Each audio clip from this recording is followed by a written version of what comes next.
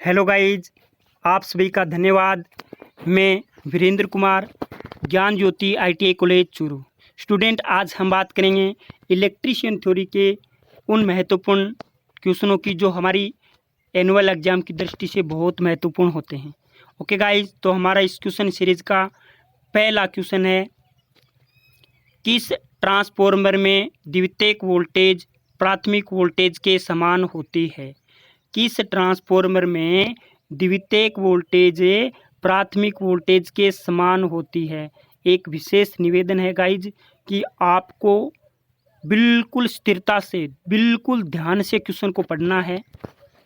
तो ऑप्शन हो जाएगा ए ऑटो ट्रांसफॉर्मर में, विद्युत धारा ट्रांसफॉर्मर में, विभव ट्रांसफॉर्मर में, पॉलीफेज ट्रांसफॉर्मर में, आइसोलेशन ट्रांसफॉर्मर में।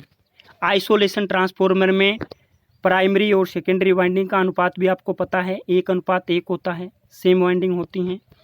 तो इसमें यही पूछा गया है कि किस ट्रांसफॉर्मर में द्वितीयक वोल्टेज प्राथमिक वोल्टेज के समान होती हैं, तो वो होता है आइसोलेशन ट्रांसफॉर्मर, ऑप्शन नंबर ए। ओके गाइज, हमारा अगला और नेक्स्ट क्वेश्चन, तरंग वाइंडिंग में समांतर पथों की संख्या हमेशा कितनी होती है? वेव वाइंडिंग पूछी गई है। वेव वाइंडिंग में समांतर पथों की संख्या कितनी होती है गाइज? 2 होती है। और लेप वाइंडिंग में समांतर पथों की संख्या कितनी होती है? पोल की संख्या के बराबर होती है। वेव वाइंडिंग में क्या होता है? WAVE, wave. वेव में क्या होता है? W में क्या होता है? 2V, 2V से मिलकर के एक W बनता है। तो वेव वाइंडिंग में समांतर पथों की संख्या 2 होती है। मेरा कहने का मतलब है कि वेव वाइंडिंग में समांतर पथों की संख्या 2 होती है। याद रखने का तरीका यह है कि वेव होता है WAVE, वेव। और वेव में क्या होता है? W आता है पहला अक्षर, और W किससे बना होता है? 2V से मिलकर के W बनता है। तो 2 वाइंडिंग समांतर पथों की संख्या 2 होती है। और लेप में पोल की संख्या के बराबर होती है। जितने पोल होंगे उतने ही समांतर पथों की संख्या होगी। ओके गाइज, हमारा अगला और नेक्स्ट क्वेश्चन, एक 3 फेज अल्टरनेटर के एक आर्मेचर में 120 स्लॉट हैं, अल्टरनेटर में 8 ध्रुवें हैं, इसका स्लॉट कोण क्या होगा? तो आपको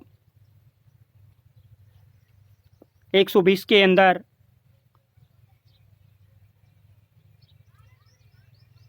120 के अंदर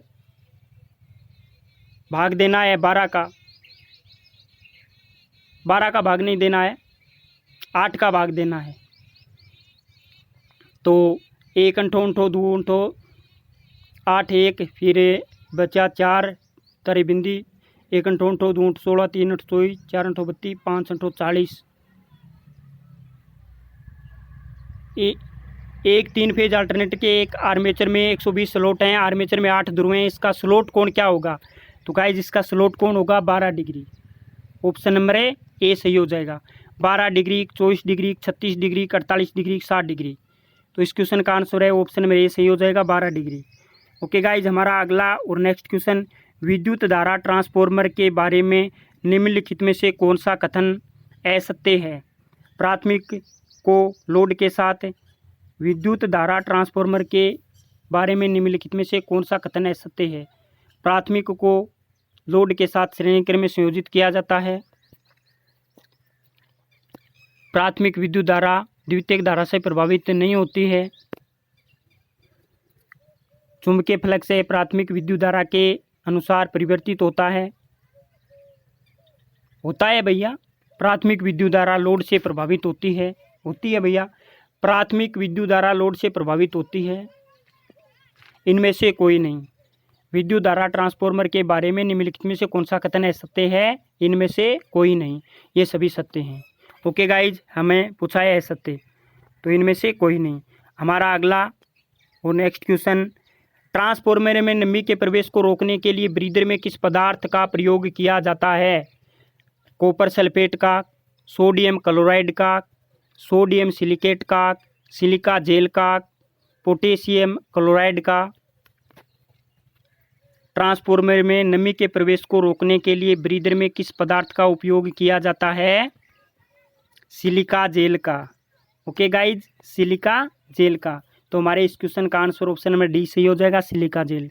ओके गाइज, एक विशेष निवेदन है उन बच्चों से जो ITI इलेक्ट्रीशियन ट्रेड से कर रहे हैं और उनका सेकेंड ईयर है।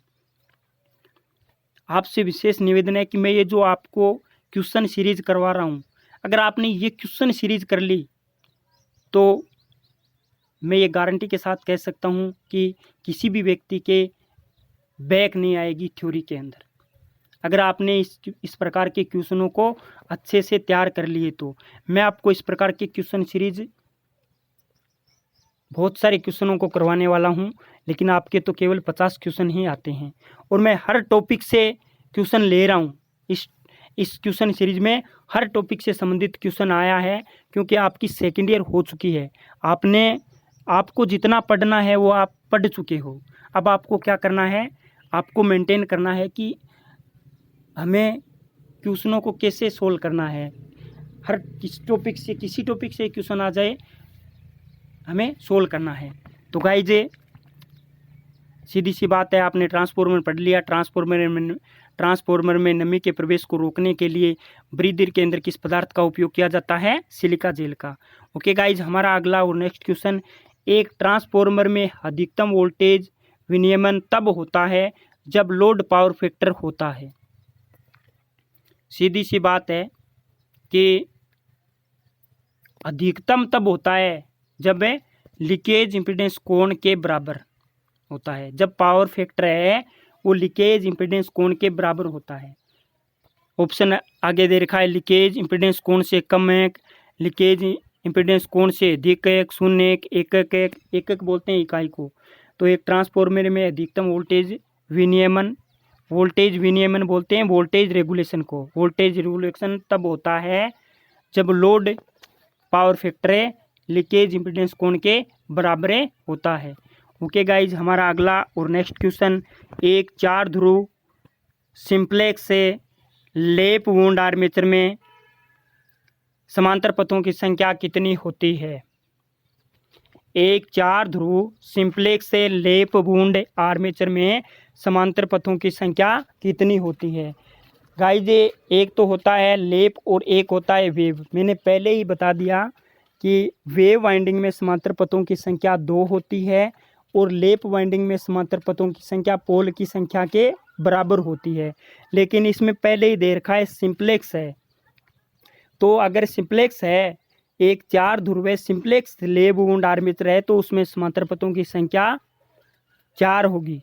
यानी समांतर पथों की संख्या 4 कैसे होगी? क्योंकि 4 ध्रुव है, यानी लेप वाइंडिंग में क्या होता है, समांतर पथों की संख्या पोल की संख्या के बराबर होती है। तो पोल की संख्या कितनी है? दे रखा है ना, एक 4 ध्रुव है यानी 4 पोल, तो समांतर पथों की संख्या पोल की संख्या के बराबर होता है। तो ऑप्शन है A 2, option B 4, option C 6, option D 8, option E 10। तो पोल की संख्या के बराबर, पोल कितने हैं? 4, तो समांतर पथों की संख्या भी कितनी होगी? 4। ऑप्शन नंबर बी सही हो जाएगा। ओके गाइज, हमारा अगला और नेक्स्ट क्वेश्चन, डीसी मशीन में एक आर्मेचर की ध्रुव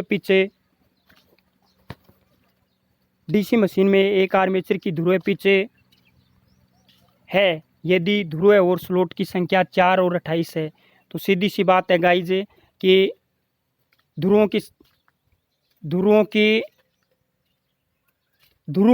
और स्लॉट, ध्रुव तो कितने हैं? 4, और स्लॉट की संख्या कितनी है? 28 है। तो आप 28 के अंदर 4 का भाग दीजिए तो वो क्या आ जाएगी? ध्रुव पिच आ जाएगी। एक डीसी मशीन में एक आर्मेचर की ध्रुव पिच है यदि ध्रुव और स्लॉट की संख्या क्रमशः ध्रुव कितने हैं? 4, और स्लॉट की संख्या कितनी है? 28। तो 28 के अंदर 4 का भाग देंगे तो कितना आएगा? 28 के अंदर 4 का भाग देंगे तो कितनी बार जाएगा? 7 चौक 28। तो 7, ऑप्शन नंबर डी सही हो रहा है। ओके गाइज, हमारा अगला और next question,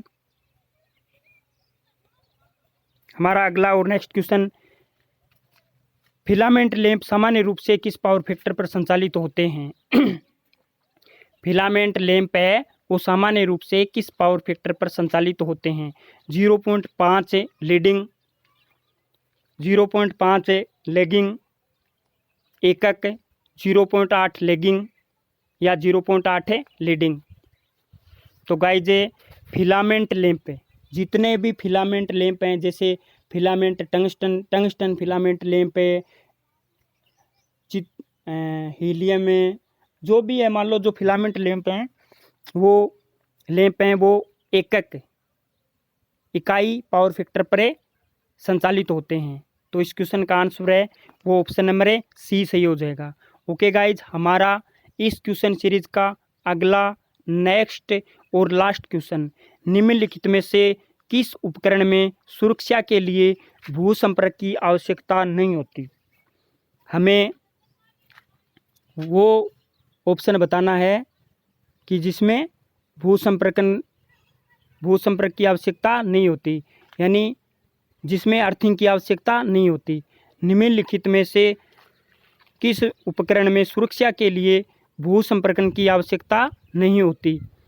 option number A washing machine, option number B refrigerator, option number C vacuum cleaner, option number D विद्युत कुकर, ऑप्शन नंबर ई इन सब में तो क्यों नहीं होती भैया। वॉशिंग मशीन में होती है, रेफ्रिजरेटर में होती है, विद्युत कुकर में होती है, लेकिन वैक्यूम क्लीनर।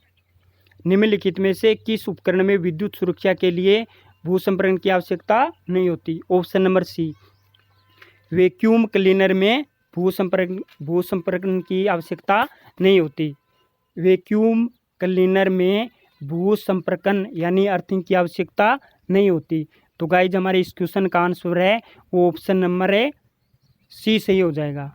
ओके गाइज, आज के लिए इतना ही। थैंक्स से यूँ ही बने रहे हमारे इस यूट्यूब चैनल के साथ। अगर आपको और वीडियो देखने हैं तो हमारे इस यूट्यूब चैनल पर देख सकते हो। इसी के साथ बने रहें और देखते रहें गाइज। क्वेश्चन सीरीज को सोल्व करें, अच्छे से तैयार करें। पहले आप बुक पढ़ें, उसके बाद में इन ऑब्जेक्टिव टाइप क्वेश्चनों को सोल्व करें। थैंक यू, धन्यवाद। आप सभी का धन्यवाद।